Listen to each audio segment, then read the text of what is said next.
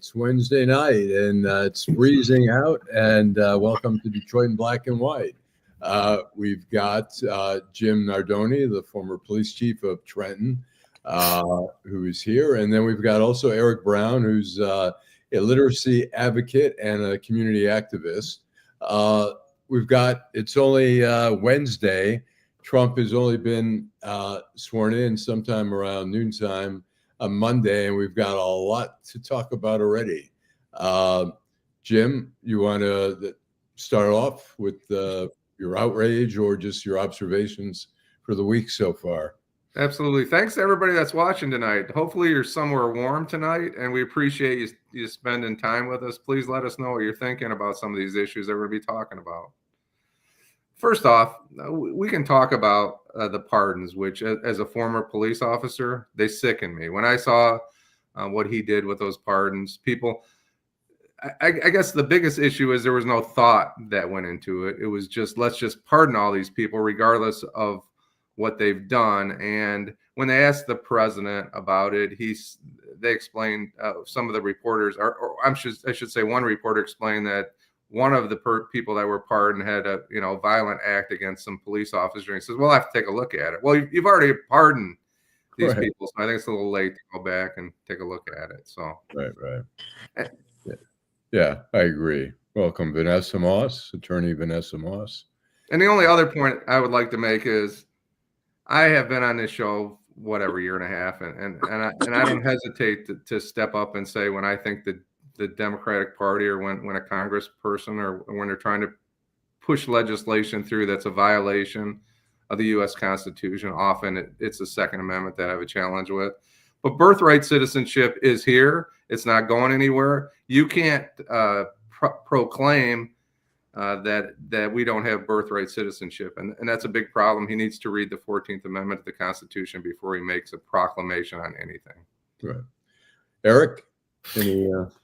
I'm just going to repeat what I've been saying all the while. At the end of the day, what he's doing is no surprise. He said it. He telegraphed what he's going to do if he win the presidency. And I think that for people to just use the next 1,459 days now to express their grievances when there was an opportunity to coalesce, form coalitions, form caucuses to prevent him from becoming president. I mean, that ship has passed. It's living with what we have now.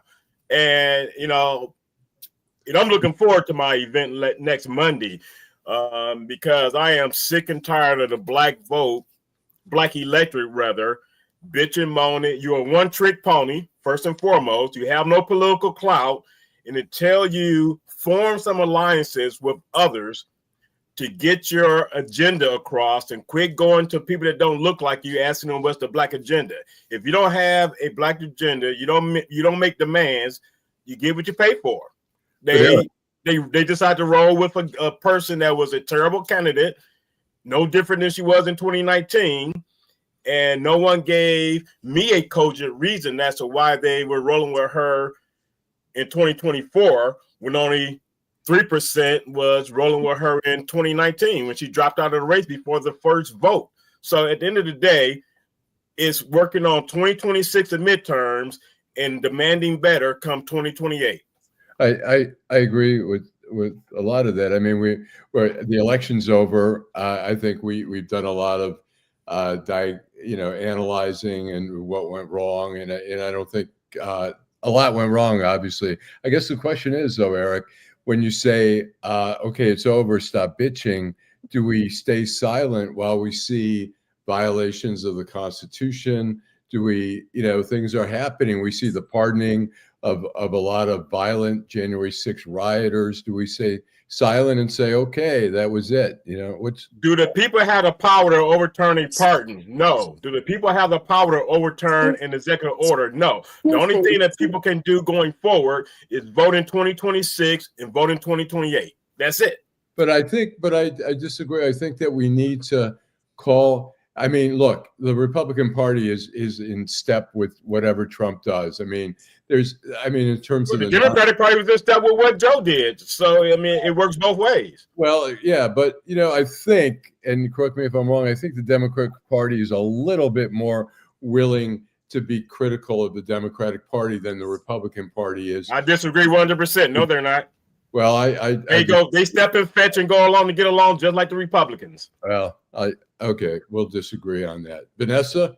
I was wondering when you guys were going to get to me. I was like, all these men on the panel, and they just. Well, we all First showed of up all, on let me time. say this.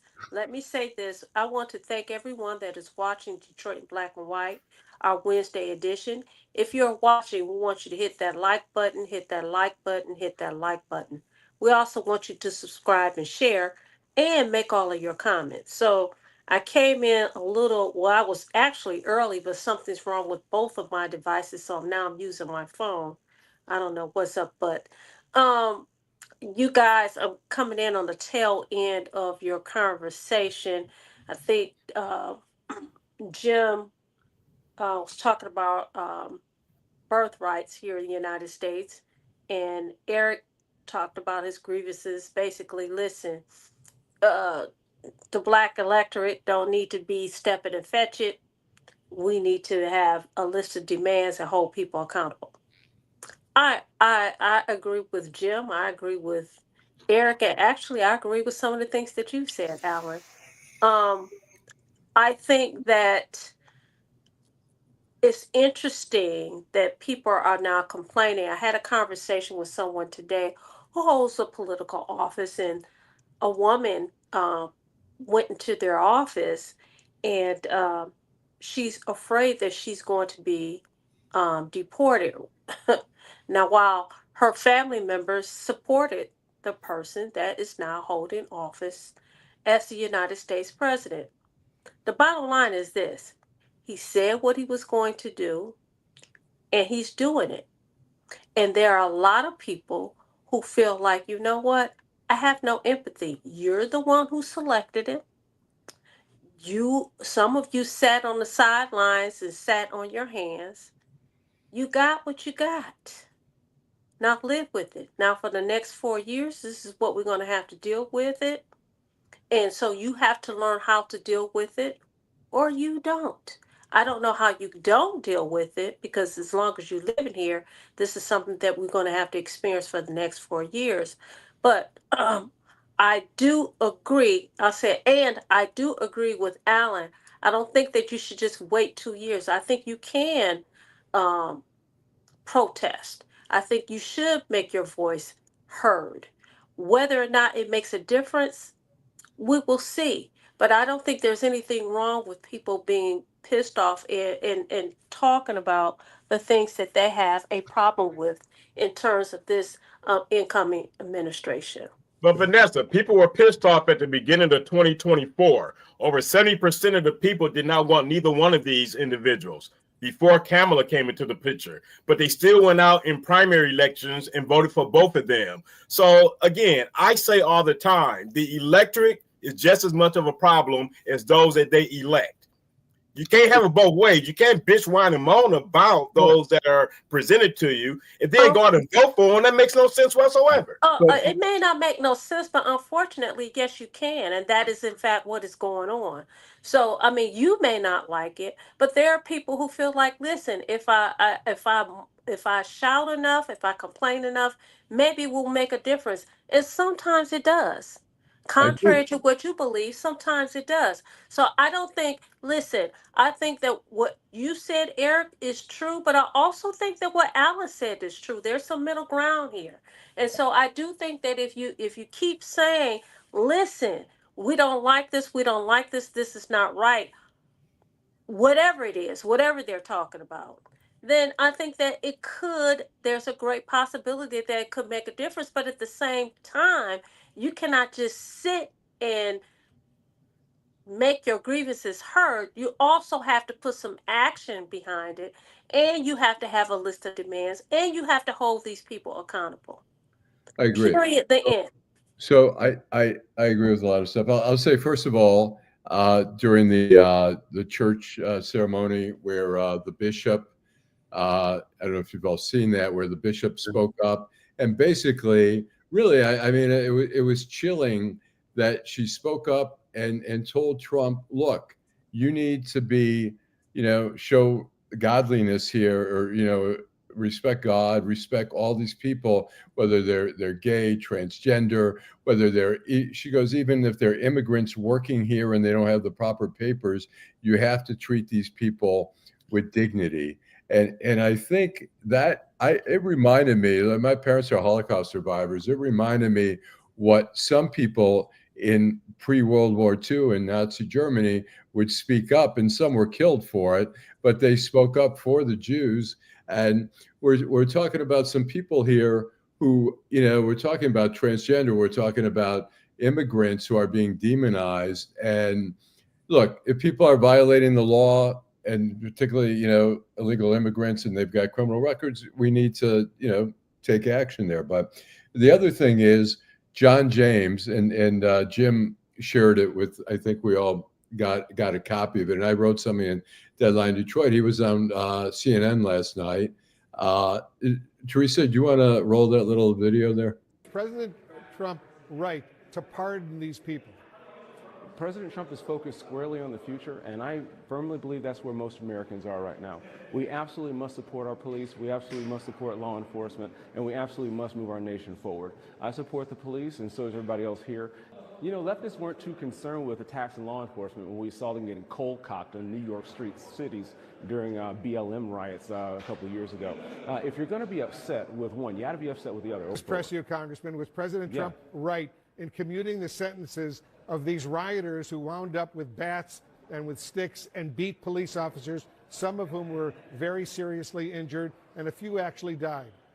Wolf, were the BLM rioters right when they went across the country and burned? I'm asking you about what happened on January 6th. I'm not asking about Black Lives Matter. I just, when I listen to him, I find him, I'm offended by his answer there. If he wants to have enough guts to say, I think Trump was right, then he should say it. But he dances around it, and I think that's sort of been the narrative that Republicans have been told to sort of spew. And I think John James is I really, and now he's been, his name has been bandied about as a possible candidate for governor, and I just. So what I think I hear you saying is that you're offended by what he said, but I'm going to say this. Isn't that what skilled politicians do? Well, I don't think he's that skilled. The answer, experience. How about experienced politicians? But the bottom line is you answer the question that you want to answer. No, right? he just. And you dance around. You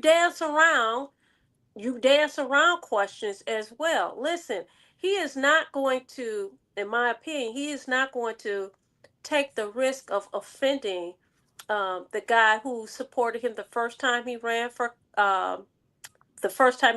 Congress and succeeded, not the first time that he ran, and the second time. And again, as you said, Allan, there's talk about him possibly running for governor. He's not going to take that chance to stand there and say, listen, he should not have pardoned those people who stormed the Capitol on January the 6th and beat up those police officers or harm those police. He's not going to do it. He's not going to do it. Then he should say, I support the president, whatever his decision is. But he answered on behalf of the president. He didn't answer on his own behalf. I mean, to Vanessa's point. Questions though? But to Vanessa's point, he won his congressional district. Trump won his congressional district. Trump won the state of Michigan. John James is being bandied about as a candidate for the state of Michigan, the state that the president won. He's a politician. I mean, we're acting brand new like these people are some fuck-ups. They know what they are doing. Politicians get before a camera and say what needs to be said to their constituent base. You don't have to like it though, as a citizen. Did you see? Hold on, Allan. Did you see the Johnson Benson announcement of her run for governor? I didn't. Okay, she again, the Democrats make the same old mistake. She's using Trump as a boogeyman. Yeah. You're running in a state that he won. He has a following in the state of Michigan. And you have to be careful about, if you're running, certain things that you say. So if you're going to be a polished politician, know how to be a politician. We all know it's about politicking anyway. But she's dogging him. She's dogging him in the state that he won. I'm going to go back to I'm going to go back to 2024 elections. I'm going to say I blame the media for not putting Elissa Slotkin out there when she made the statement that I'm not campaigning with Harris because my internal numbers show me that she's not doing well in Michigan. But they still want to try to convince people in Michigan that she was all that. And you only got 47.2% of the people in Detroit that came out to vote in one of the blackest cities in the country. Right. So that says a lot about your candidate. Eric, let me say this though, Eric. Can we take a break? Yeah. Okay. Let's take a break, and I want to say something to address Eric. Can we address some of the comments too, please? Let's take a commercial break here. In the heart of Detroit, Bruce Simpson. Our city ombudsman and his team are dedicated to making your voice heard. The City of Detroit Ombudsman is a liaison between the City of Detroit and all persons who have a complaint or inquiry into the operation of a city department or the conduct of a city employee. The Ombudsman works as an independent oversight to provide individuals with an opportunity of giving a confidential avenue to address complaints.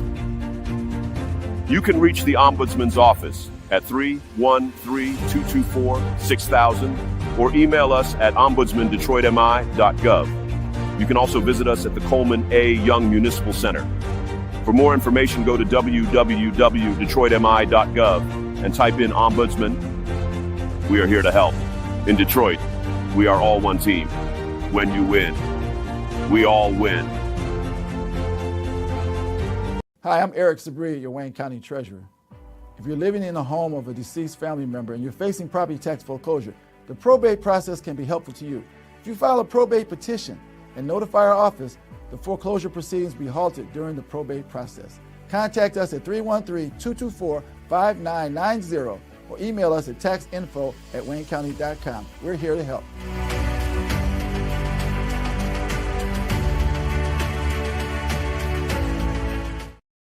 All right, we are back. It's a Wednesday night. Welcome back to Detroit in Black and White. I'm going to say something real quick, and then Vanessa, I'm going to let. I just want to say, Eric, we don't have to accept when you laud politicians for being bullshitters. We as citizens should, or whatever our role is here, we should be able to speak out and say, that's unacceptable. We don't accept your bullshit answers. Vanessa. Okay, so I just want to make this point. Eric talked about Jocelyn Benson painting the president as a boogeyman. She has another year and a half to run. The pictures that she's beginning to paint may in fact work, as evidenced by the first part of this show. We talked about conversations and things that people are very, very upset about. The guy's delivering what he said he was going to deliver. So it very well may work. I don't know. I don't know if it makes a difference that he won the state of Michigan, but let's look at the numbers, as Eric is always touting. The numbers weren't all that great. So, I'm just saying that I don't know if her strategy will not work. It very well may work. Who knows? Can we go back to... Yeah, go ahead, Jim. I want to talk about what Terry had to say. Terry mentioned, we talked a little bit about the pardons and the birthright citizenship. And Terry's talking about executive orders that can be challenged in court. Well, 22 states now have filed suit against the administration for birthright citizenship. But the problem there is we have to pay for that, right? The taxpayers pay for that. Executive orders don't really mean anything. They're symbolic, but he is sending a message that needs to be challenged, which costs money and effort and our tax dollars. And you don't like my music's out there. Thank you for being there. And he's talking about the January 6th domestic terrorists. And he's absolutely, that is domestic terrorism, what some of I those agree. folks did. Not all of them. Some of them walked. Some of them just went and showed up. And I'm not making excuses. They're grown-ass people. They should not have walked into the Capitol, right? But my thoughts when all this was unfolding is, yeah, he'll probably pardon the people that walked around, took a look, and walked out. Well, he pardoned just about everybody. Yeah. And, you know, there's people that caused a lot of pain, a lot of hardship. A couple of police officers killed themselves as a result of what happened on January 6th. And what does it say to people when it's a difference between, there's a difference with those who walked around and said whatever they had to say, but those people who acted out violently, and for you to let them off the hook, I don't care who you are, it could be here in the city of Detroit doing something.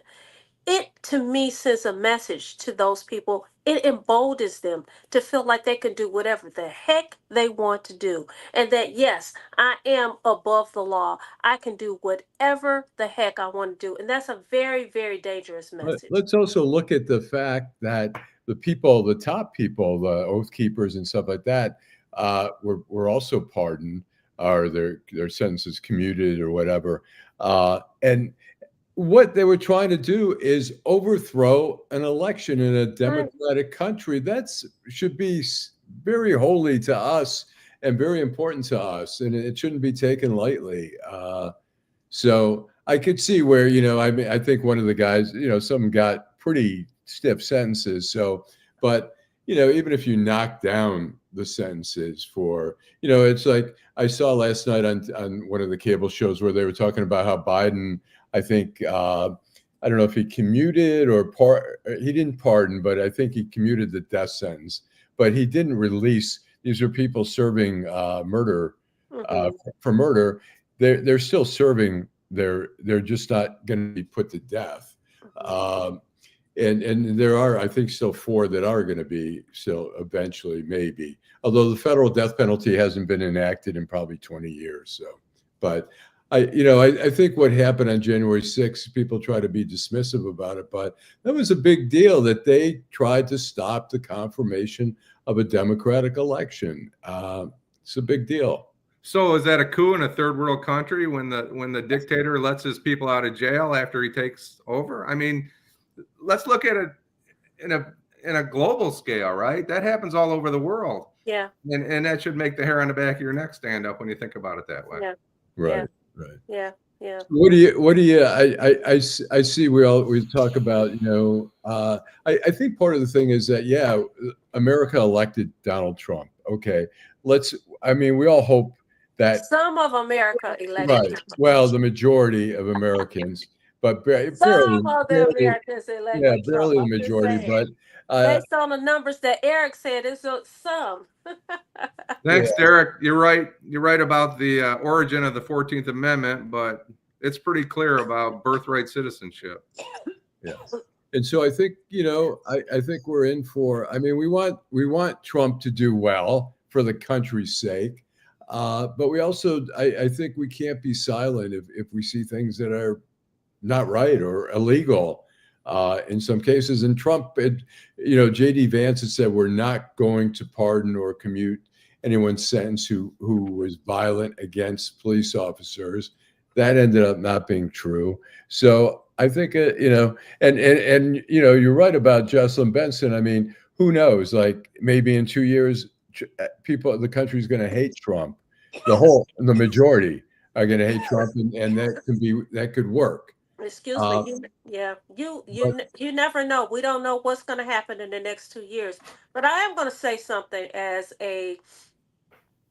I don't use African American because I proudly say that I'm a Black woman. I do think that this should be what has happened. And I'm not just this election. I'm talking about the election before that. That it really should have been an awakening for the Black community. You cannot continue to expect to get something different if you don't do anything different. There are things that in our community that we should really be concerned about. Not just poverty, not just healthcare, but the state of education. Let's talk about feeling safe in our communities.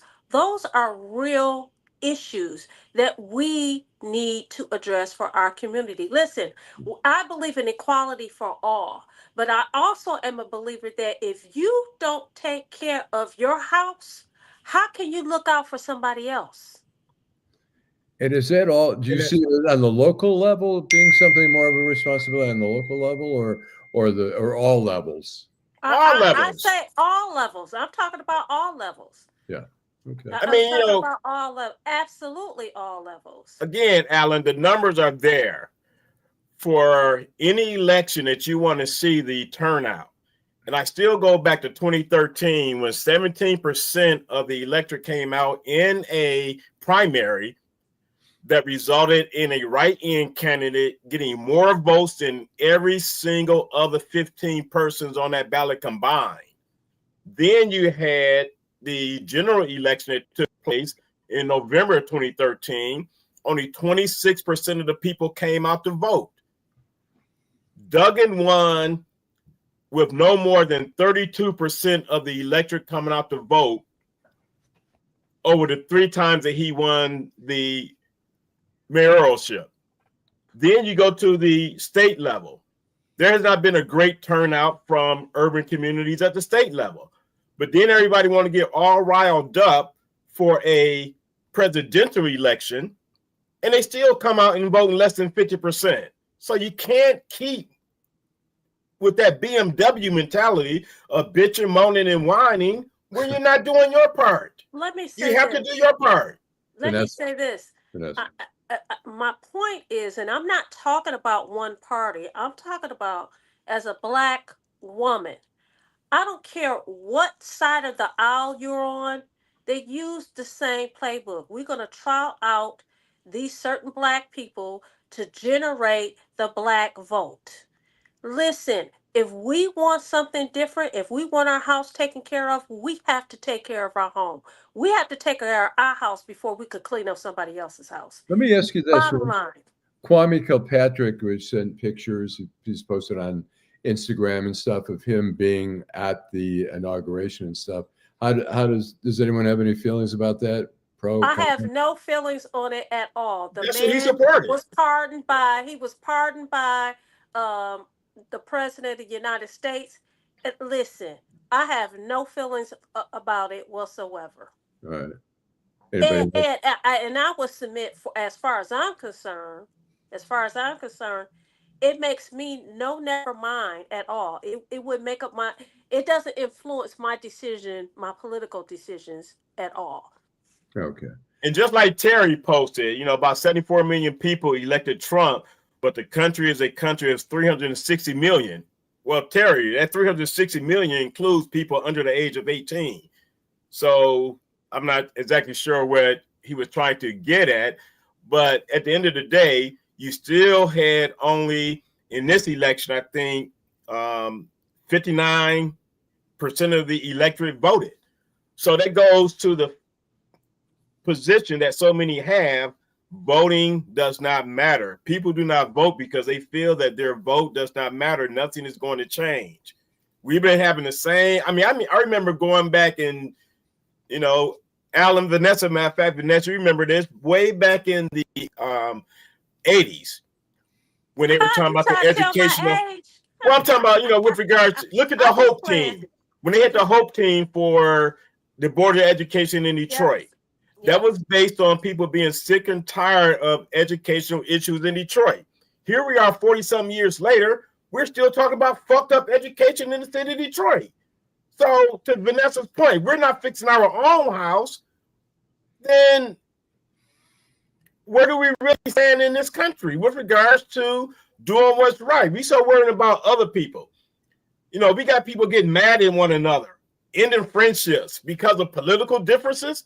And at the end of the day, I have to tell this one guy today, I'm in the community. I've never seen your ass in the community. So don't come at me with no bullshit talking about you don't like me because, first of all, I didn't vote for Trump. But until I see you in the community, I'm going to mute your motherfucking ass because I don't care about you. Eric, well, what's the solution? What's the first step toward getting Detroit schools back on track? What do you see? The first step is Fire getting the their family. superintendent. What'd you say, Vanessa? Fire the superintendent. It starts with the leadership. No, seriously, listen. I don't know how long, and I don't have anything, I don't have any personal grievances, but what I do know is this: there is no job on earth, and that's a job.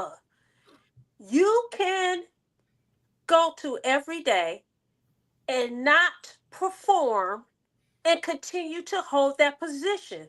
And get a That does raise. not make sense. And get an you annual have raise. people in the community that voted for people to sit on the board who has the responsibility to say, hey, guy, you need to answer to us. And if you don't, you out of here. Why hasn't it happened? So to me, the start, it starts at the top. I'm going to have to disagree with David. At the top. One of the commenters says about the money. I'm going to disagree with that because I keep telling people the money is not the issue. The New York school system is, New York City, not the state. The New York school system is not the best. Baltimore spends one of the highest per pupil amounts in the whole country, $21,000, and is one of the worst 5 school districts in the country. So we can't keep talking about the money. At the end of the day, we have to re-educate these parents. Martin Luther King Day was on Monday. Wait a minute, re-educate. Well, they can be re-educated. Some of them were never educated in the first place. That's why they need to be even engaged. That's why they need to be re-educated, Vanessa. You have to re-educate the parents. If people are going to, Monday, they were quoting all kinds of Dr. Martin Luther King quotes. One of the most prominent quotes, you cannot ask a bootless man to lift himself up by the bootstraps. Under the same token, you cannot, to your point, Vanessa, you cannot ask an uneducated parent to try to educate their kids. So the parents have to be re-educated. The citizens have to understand they elect people to serve on the school board that hires and fires the superintendent. We have people on the school board in Detroit that think they work for the superintendent. No, he worked for you all. Yeah. And if they don't understand that, it can't be fixed. The village have to come and make education a priority. After the Emancipation Proclamation was signed, you had all these black colleges that were formed. That was one of the most highest percentage of black intelligence in the country at the time because they were able to go get an education free and legally. All right. Now it's free and people not going. Matter of fact, Vanessa, you talking about educate the parents? They're paying parents in the city of Detroit to become educated, and they still not going. Yeah. Hey, how about Like My Music's been talking about some of our societal issues, and we thank you for your comments. Go ahead, Allan. I'm sorry.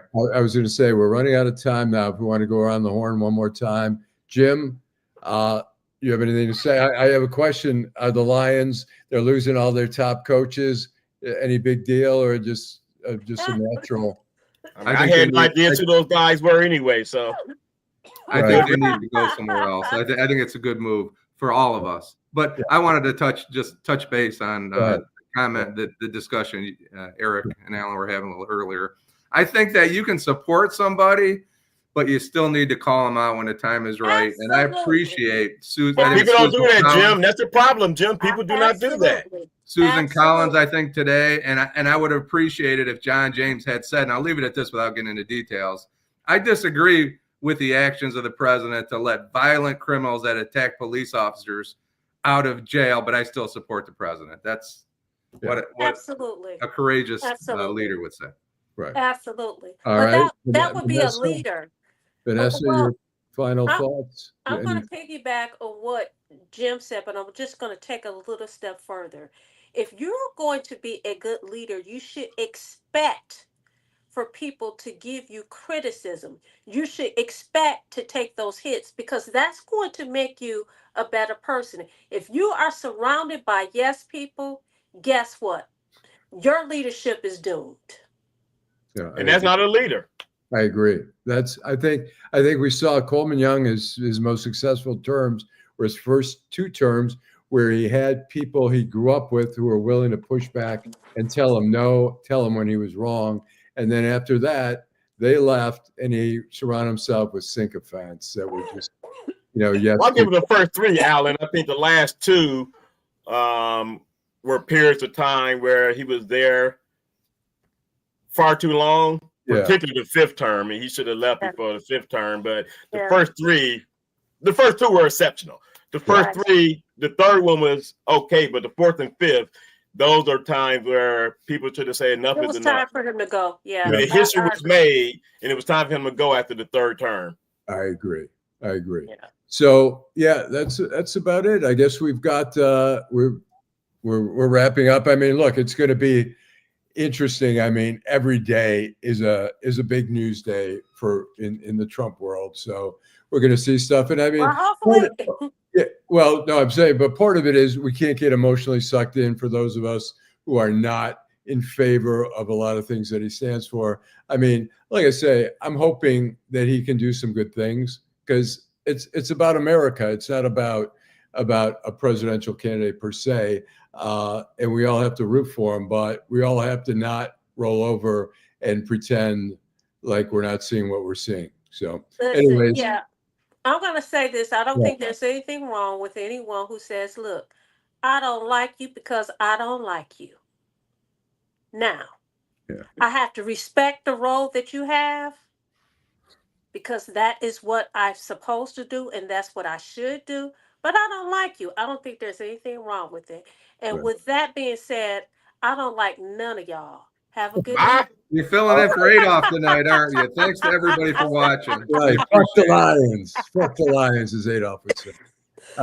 Anyways, No, we'll but see. Allan, one more quick point. At the end of the day, this election should be a calling card for people to demand better. I mean, ask for better, demand more, hold people accountable, and do what you feel in your heart. The identity politics have to go out of the window, and people have to think for themselves and do what's in the best interest of them, their family, and their community. Okay. All right. We'll see everybody Friday night at 8:30. Except Vanessa. Good night. Thanks, everybody.